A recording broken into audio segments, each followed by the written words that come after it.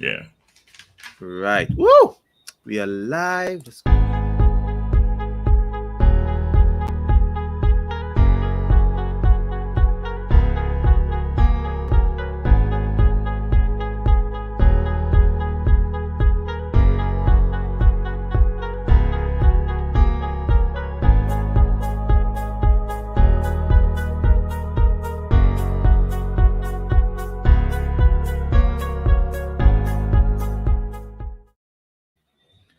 All right, folks. Good night, good night, good night.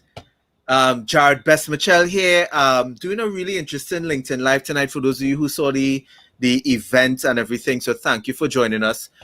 Just giving it a couple of seconds here because I just want to set a couple of stuff up here. But as you notice, I have with me the voice boss himself, Daya Ottley. Daya, I'm sending you the link now. So you have that to send to your network. Lovely. But Thanks, folks, man, I'm Jared. very, very excited for this live tonight. We're going to be talking about my favorite sales scene of all time, which is the Investor Center scene, which is Wolf of Wall Street. My favorite sales movie of all time. I know there are tons of other sales movies like Tommy Boy, Glengarry Glen Ross, Boiler Room, all of these things. But Wolf of Wall Street for me topped it off over everything else. So good night to everybody who's watching. Let me know if you can see, hear us clearly. Let us know how everybody's going. If you're in sales, let us know. Hit us a heart, hit us a thumbs up. But let me introduce Daya, who's going to give you a little bit about himself, and then we go straight into showing the video, and then we start to analyze it. So Daya, what's up? What's up, Jared? Good to be here on your LinkedIn Live program, and excellent job you're doing. Always bringing Thank you. something good. I'm looking forward to this evening. It's exciting because having a background in sales myself, I find that when Jared reached out to me to talk about this scene, it excited me because two things, Jared.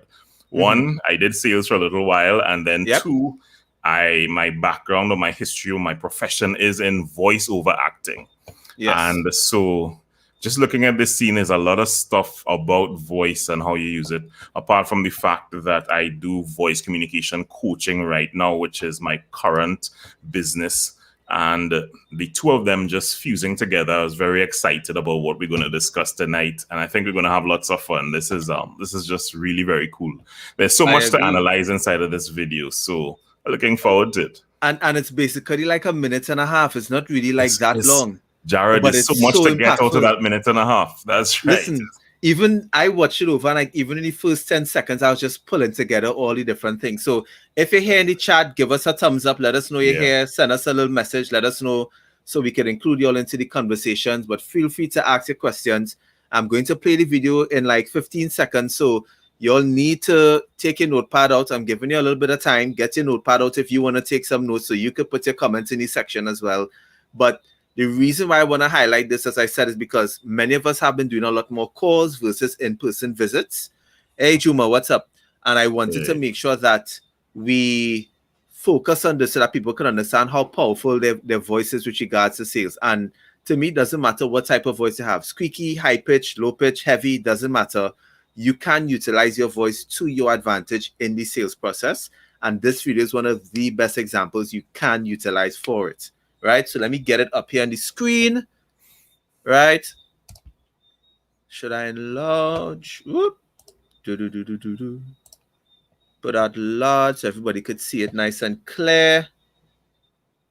And let's hope everybody hears.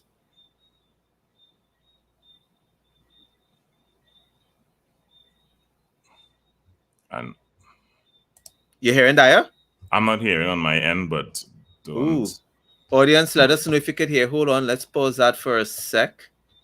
Let's just make sure. Are you all hearing? Ah, Micaiah, I get the audio. I finally get the audio right. Ah, yes, Shuma, yes. Let us know if you're all hearing. Good. So let me put it back. Hold on. Maybe they are hearing and we aren't hearing. Okay. So let me test something here. Right. Hold on. Let's get it back.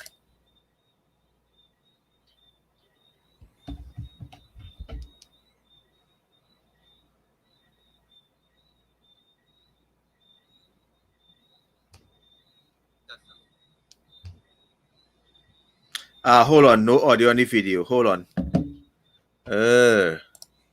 How do I get audio here?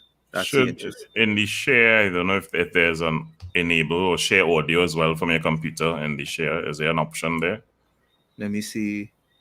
No, I'm not seeing that. Hold on. Let's figure out something else. Let's see if we do this and drop it in here and stop sharing. Share the screen again. Share audio box. Oh. Hold on. Right. Why am I not seeing that? Hold on. We had it right, you know. I don't know why not it wasn't giving us the option. So hold on. Let's go back to our page. Share. Right. It's supposed to have a tab to let us share audio. You hear any audio, Daya? I'm not. No. All right, give me 1 sec. I'm not following instructions on this, Kelly. So hold on. Let's get this sorted out quickly. Give me 1 second, folks. I do apologize. I swear I tested this out and I heard it clearly. Okay. Hold on.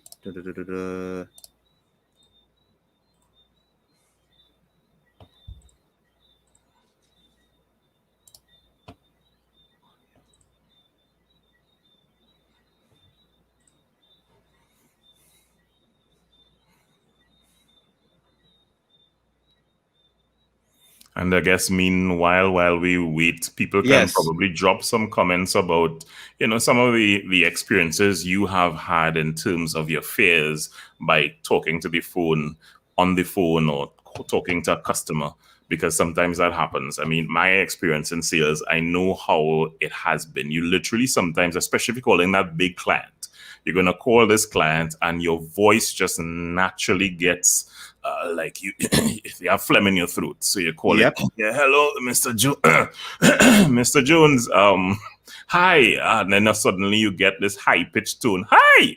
That comes up all of a sudden, and it's like total madness happens. So it'll be good to find out from some of you while we're working out the technical issues, like what have been some of those unique challenges when talking to the phone. And sometimes there have been some wins because you're so thankful because of how stressful you look that you're happy it wasn't an in-person sales call, because it's all your voice you're depending on, because there's so much to think about when you're using your voice alone. There are advantages to it when you don't have your body language as well in play, and you just have to depend on it. You could be scratching your head or squeezing a squeegee ball because you're so nervous if you're now getting into sales. So for whoever's out there, whether you're now getting into sales, whoever you've been into sales, I'm sure we all have that moment where you're quite nervous about making that very important call. And sometimes it could make or break. And that's what we're going to analyze in this video.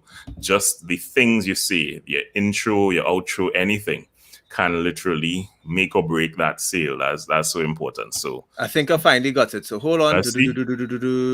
Let me get back to the exact point. Right. Hello, John. How you doing today? That's you heard it now? That's it, yeah. Caught a few weeks back requesting information on penny stocks that had so we want to start it from very little downside risk. Does that ring a bell? No, that's it there. Okay, let's put it full screen. Today, John, is something just came across my desk, John. It is perhaps the best thing I've seen in the last 6 months. If you have 60 seconds, I'd like to share the idea with you. You got a minute? Name of the company, Aerotime International. It is a cutting-edge, high-tech firm out of the Midwest, awaiting imminent patent approval on a next generation of radar detectors that have both huge military and civilian applications. Now, right now, John, the stock trades over the counter at 10 cents a share. And by the way, John, our analysts indicate it could go a heck of a lot higher than that. Your profit on a mere $6,000 investment would be upwards of $60,000. Exactly, you could pay off your mortgage. John, one thing I can promise you, even in this market, is that I never ask my clients to judge me on my winners. I ask them to judge me on my losers because I have so few. And in the case of Aerotime, based on every technical factor out there, John, we are looking at a grand slam home run. 4,000, that'd be 40,000 shares, John. Let me lock in that trade right now and get back to you with my secretary with an exact confirmation. Sound good, John? Great. Hey, John, thank you for your vote of confidence, and welcome to the Investors Center. Yeah, thanks a lot. Bye-bye. All right. I think that that deserves another play or something there, boy Jared. That was amazing, but yeah. You can let us know in the chat if you want us to play it again. But if you missed out on anything, but that there to me is just pure brilliance in a call. Pure brilliance. Hey Lorenzo, good night. Hey, right? how you doing, Lorenzo? Yes. So let's go into the analysis. Yeah, you go ahead, Daya. Well, I was looking to get your initial thoughts. I mean, it would be good to hear from a sales perspective. What were your thoughts on it? And in terms of what you thought, and let me kind of reinforce what you might have said. Right. So let me give everybody this first piece of insight which I noticed from it. Right. Let me just go back to the live screen. That was not a cold call. Understand the difference. That was not a cold call, because you notice his first opening statement was, "We sent you something in email." That's right. So it wasn't that he didn't hear from them. He had the familiarity, and that's one key thing to take note of. Very good. That's the first thing I'll mention to you all, and especially just given the fact that I ran some LinkedIn posts recently. When you when the client is aware of something that you either sent them or something of your company, it makes the call a bit easier to start. Great. Right? So as you said that, as you said that, I also looked at the fact that there are three things in play here with him when he's talking about. It's understanding modulation. So that's how, hold on. People saying they can't hear the audio and the video. They sure? They didn't hear the audio and the video. Nobody heard it. What? No, I think this is earlier. This is my thing. Sorry. I'm watching the live loop and it behind. Sorry, so it running. Right, good. Lovely. Yes. So there are three things that I look at Jared here that amazing is his understanding, the modulation, transition of tone, and of course his posture. All those three things are highly important and affects how you speak to someone. So the thing is that his introduction is confident and clear. He intros with confidence. Now, the first thing can I also say too? In his introduction, his opening statement is one about the customer. One is not about his company or himself. His one is very quickly saying what the customer stands to gain. Like that to me is what I listened to it, because he said something with these affordable stocks that have huge upsides. Yes. And that to me was important, because what you're starting to do is pique the customer's interest with telling them what's in it for you out the gate. Sorry, go ahead. I know, and just before that as well, Jared, I like what your point was, because he also says, I'll call it a friendly opener. Mm-hmm. How are you doing today, John? Mm-hmm. He makes that friendly tone. A lot of us, how you going? Yeah. Everything all right? Yeah, you're good? You know, his start off as he warms up the customer with, how are you doing today? His concern, his tone communicates warmth. He starts off with that, and he waits for a response. Sometimes we ask, how are you doing today? Good. All right. So this is that. I mean, as a consumer, I get it all the time too. Yeah. That just turns out I can't even get a chance to respond, So he has a warm, friendly tone, and he waits for a response. You could hear the other person on the next side. And he transitions, Jared, from that to a very factual tone, giving information, which is what you said. He talks about there's a huge upside potential. And can I say one thing too as well? If you notice in this scene, when he gave his opening statement and he started to get into his purpose of his call, two things happened. Listen to the key sentence. The purpose of my call today, John. Remember, he said that. That is an important statement I've learned, and I've listened to many sales practitioners and leaders talk about. Immediately when you get into saying the purpose of my call, the person likes the fact that you kind of almost get to the point. It's not beating around the bush.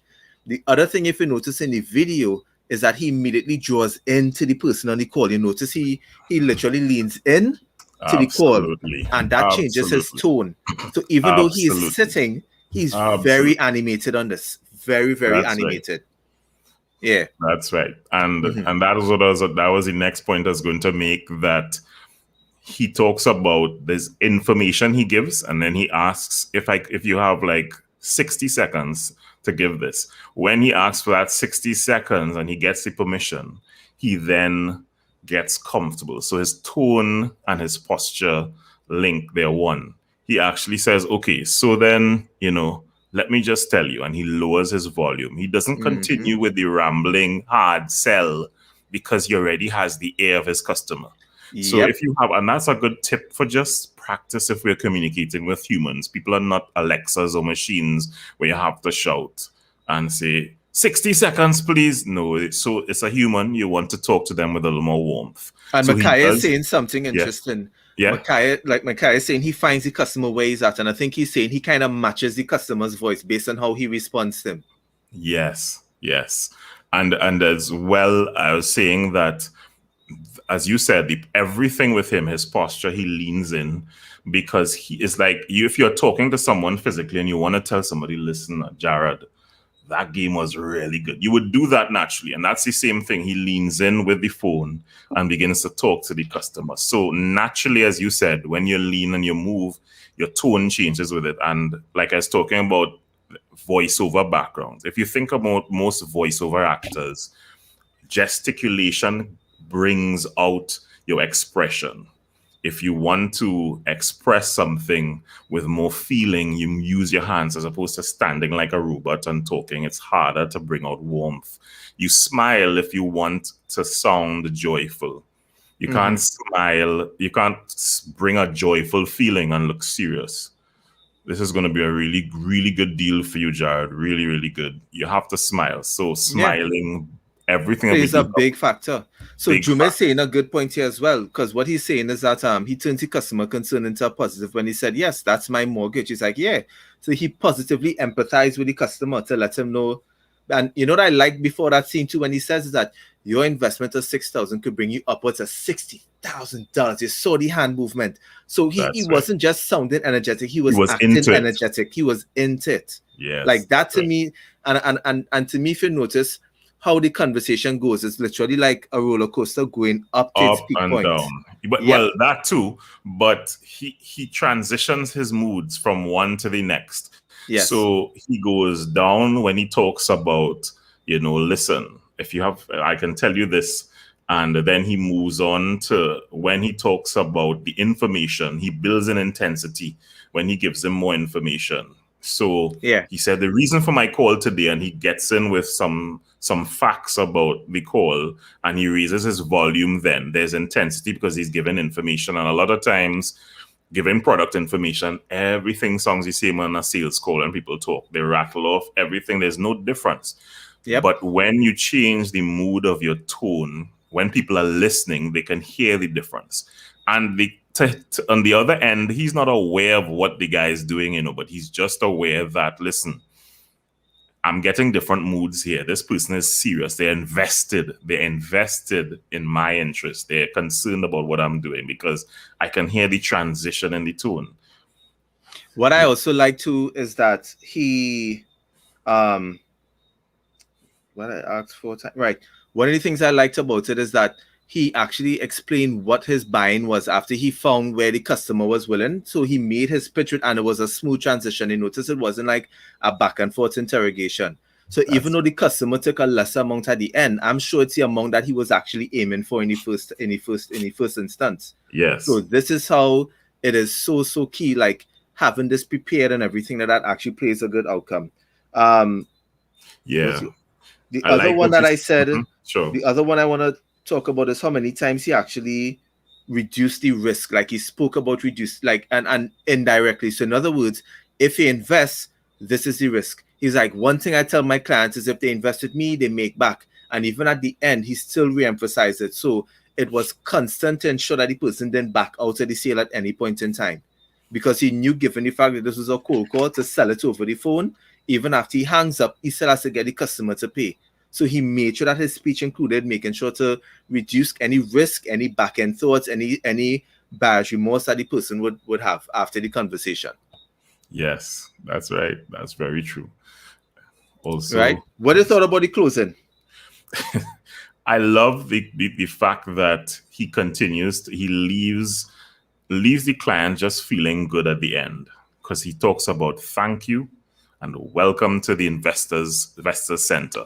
Now that just closes off. Still, you leave your customer because you're thinking about follow up at the end. So it's not that when they have closed up, all right, okay, later, clack, and that's it.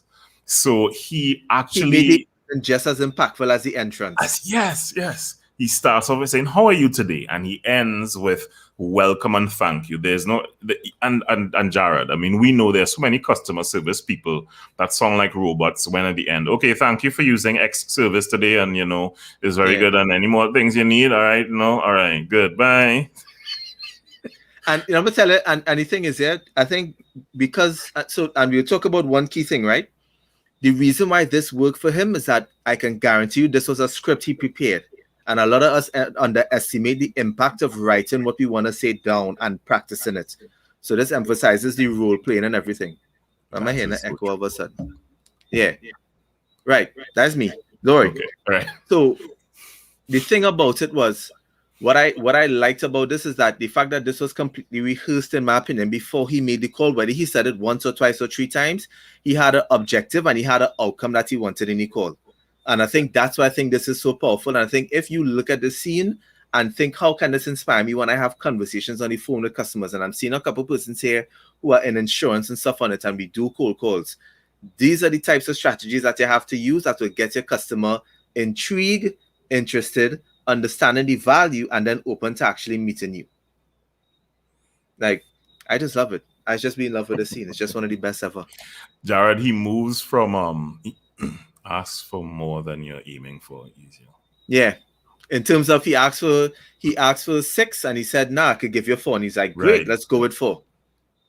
Right. And even in some later scenes, there's another scene when he's practicing it in front of his team, and the customer actually says, I think he says, all right, let's do 8. And you know what? Make it 10.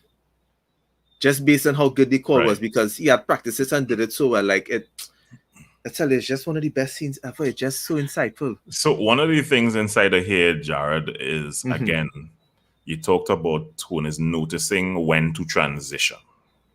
Ooh, that's okay. one big thing that stood out to me. He knew when to transition. He went from warm and friendly to intense about the product information because it was serious business. He wasn't smiley with the product information.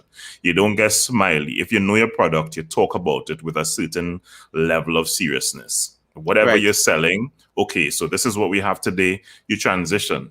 Some people start off, how are you doing today? Okay, I'm here to sell you this. Or they start off too friendly and, hi, how are you doing? Well, I just have a product to sell. And, everything is a party, and there must be a transition knowing when. And that's what I noticed with him. He was friendly, he was warm. And then he gave, and as he talked about, he leaned in, he whispered a little bit.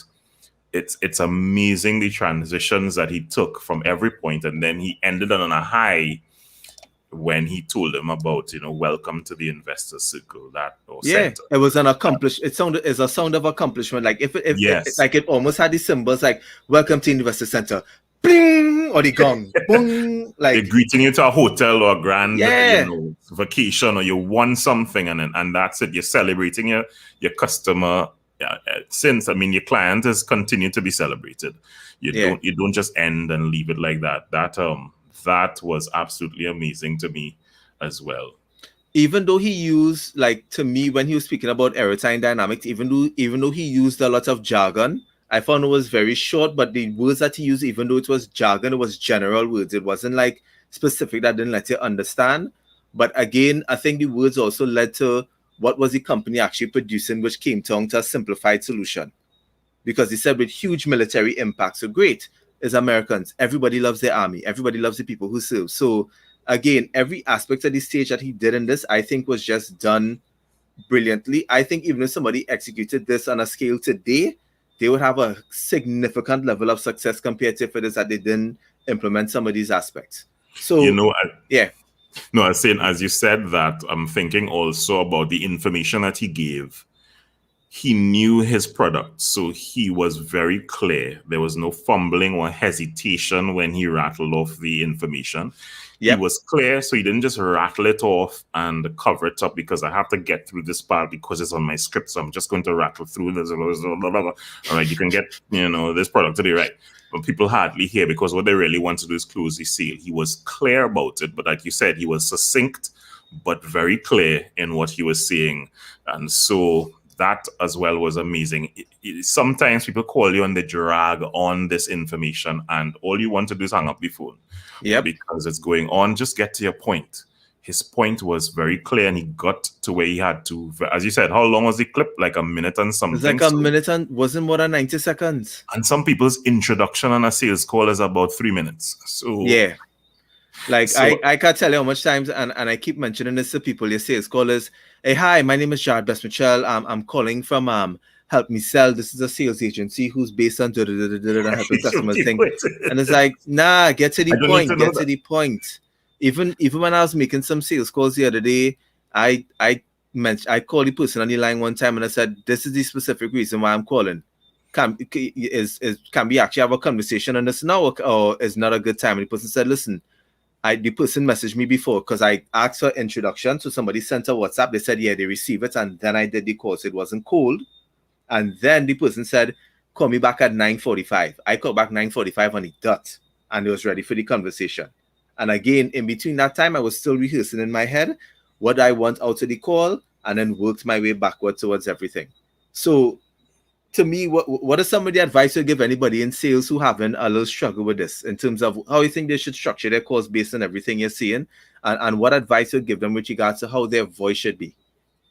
So one of the things for me, I would say, is you have to match your customer. You have to be able to feel them out. I don't think you have to be flexible, Jared. I don't think every single customer is the same. And this is something I was talking to a company that was who they're into taking calls. They have a call center. Mm-hmm. And so one of the problems is that if you have a call center and you're answering calls, there's some people who are aggressive and impatient. Therefore, if you have an aggressive and impatient customer, how do you treat with them? Do you still stay in the personality of, okay, but just give me a minute, and you're carrying your paper on the phone? No, you have to then pick up your pace. You have to sound like you're being urgent and you're actually caring to get to the issue quickly. You can't sound like you're still dragging your foot. They're pressed for time. So your voice has to match that pace and that intensity.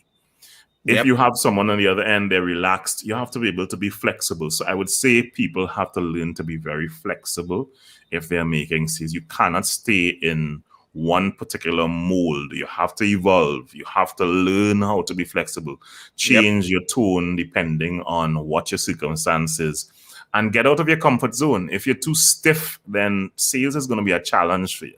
Yeah. If you are too laughable and not very serious, sales is going to be a challenge, because there are times when you have to lock down and be stern and say, no, you have to this is a good deal for you, I guarantee you. And your tone has to communicate that. So you stop the smiling. No, this is a great, great deal for you, I can guarantee you. He said that. I can't remember the exact words, but he was very confident in what he was selling. Yeah, because remember his statement at the end was like the guarantee. It's like, I can't remember the exact one, but as you said, I always take care of. No, I don't speak about my losses because I have so little, something along the lines. But it was like a guarantee statement. Yes. So all of those things play such a huge factor. So trust me, I just think it's like you need to, if you have trouble with your sales calls, you need to listen to this conversation. And it will make you so aware of what you're doing that you start to understand your tone. Because even when I'm on calls, like most clients will tell you if they meet me when I'm on calls, the tone of my voice is much different from when it is we first meet to when it is we start getting familiar with each other, because my voice is very heavy at the initial onset when we first meet. And then as we get to know each other, it's not as heavy because it's not 100% as serious. It's more focused. Friendly, right? And you hear it's friendly, etc. Because you want to make sure that you're able to go along and match what the customer is saying. So my initial tone is always like that. So I just think if you want to master sales, here's my first thing. If you want to get better at your calls, here's my first thing. Write a script. Great. Practice your script. And after you practice it, make sure you record yourself so you can actually hear how you sound. Because a lot of people aren't aware of this. How you sound to yourself is different than how you sound recorded. It's a big difference.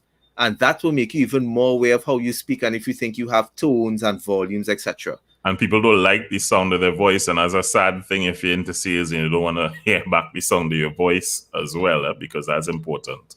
Look, Micaiah, type it word for word first. Look at here exact. One thing I can promise you is that I never ask my clients to judge me my winners. I ask them to judge me my losers because I have so few. Listen, that is just pure brilliance of a statement. It may sound cocky, but it's for the client, it sounds reassuring that, okay, this man has my back, you know. Yeah. It actually puts a smile on your face. Yeah. I just love it. And look, Rachel saying an excellent point here. His dialogue was really considerate of the client's time. He asked for 60 seconds, took 60 seconds, and then bore him with monotonic detail. That's right. Because you know what's important in this? When a lot of people forget in their calls is to keep it basic because we get too deep into a conversation and turn a customer off. And this might sound weird, but if the customer hasn't asked for the information, you don't necessarily have to give them the information if you're going towards the sale. Because given too much information, it doesn't necessarily mean that you tell them something that turns them off, but just too much information in general just turns somebody off, especially if they said yes. That is a classic. I've seen it over and over. So you would have people brain dump.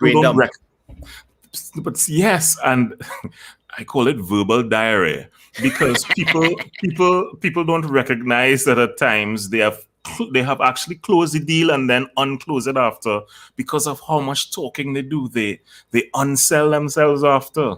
Very true. You just need to know when to zoop, and stop and then just bring it home. And that's the brilliance as well of this. He knew exactly when to bring it home. I mean, he made it seem so effortless. That's the other thing about it. It was smooth. You were talking about these scripts. And one thing I want to ask, please, when you write your script, make sure that it sounds conversational because I've a lot of people, salespeople, Jared, and I'm not knocking Trinidadians or anything, but we may not be the best actors. So what happens is that we have a script and then what happens all of a sudden is that you read. So you're literally looking at your script and you sound unnatural. So the script should really just be a guide and you should memorize it, not necessarily pin it up and begin to read. But that's why you need to rehearse. And a lot of people forget about the role-playing aspect because and the thing is, I'll give you an idea of what I do because when I do my videos, I don't necessarily write a script, but I focus on points to say. So I know I'm going through certain stages. But that's slightly the thing you have to do is I know you put in these stages. If you have the constant role playing, it gets you accustomed of what to say because you know what's next. And when it gets never comes across robotic, it comes across as a fluid conversation. But if it is that you have to read line by line, oh boy, it's definitely gonna sound robotic. So if you want to avoid sounding robotic, make sure and practice your questions. That is absolutely too much information too soon is an unfortunate overkill. Be measured by your share. Very true. Yeah, that's very, very true. So I don't want to keep this too long, Dad, because I know it's late and everything today. But just want to say thank you so much. I don't know if you have anything else to share. Everyone who's listening to us, thank you so much. If you have any questions, but more importantly, make sure to tell people where they can find you. Tell them again about the services that you offer there because it is so important right now in today's age. Sure, you can find me right here on LinkedIn as well. So you just look for LinkedIn or dayaottley.com, my website as well. You could just find me there. I help people in improving their speech, how you talk, how you use your voice, how you communicate in every single day, from the dining room to the boardroom, wherever you are, whether you're home and you need to learn to have that conversation or you're in the office and you need to learn to make a presentation effectively. You can just holler me. Nice. So definitely reach out to him. His website is there. You know how to find him on LinkedIn. Daya, thank you so much. It is not a problem, man. I truly appreciate this. What I'll do as well, let me actually, where is this link? Let me find the link and actually share that. Where is it? With you all in the chat as well. So you can go and find the scene. If you just look Investors Center on YouTube, you would find it. Investor Center, Wolf of Wall Street. Yeah. But one of the most epic scenes ever. So it's cool. Ever. So thank you so much, my friend. And Hey. we shall definitely chat soon again. Definitely, Jared. Lovely. Thanks, everybody, for joining. All right. Bye.